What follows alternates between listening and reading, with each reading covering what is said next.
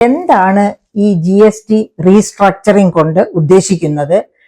GST നിരക്കുകൾ വെട്ടിക്കുറയ്ക്കുന്നത് കൊണ്ട് ഉദ്ദേശിക്കുന്നത്?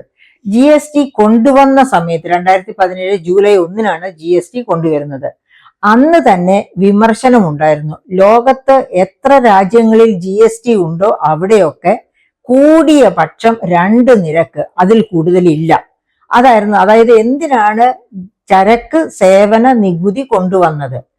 ആയിരക്കണക്കിന് ഉൽപ്പന്നങ്ങൾ വിൽക്കുകയും വാങ്ങുകയും ചെയ്യുന്ന ഒരു രാജ്യത്ത് ഓരോ ഉൽപ്പന്നത്തിനും ഓരോ നിരക്ക് എന്ന രീതിയിൽ വന്നാല് ഇത് നികുതി കണക്ക് കൂട്ടുന്നതിനും നികുതി കൊടുക്കുന്നതിനും ഒരു ബുദ്ധിമുട്ട്, നികുതി വഴി ഉണ്ടാകുന്ന ഒരു ബുദ്ധിമുട്ട്.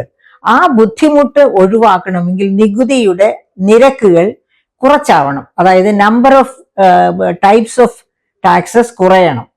ആ ധാരണയിലാണ് ഈ GSTയിലേക്കുള്ള ഒരു മുന്നേറ്റം നടക്കുന്നത്.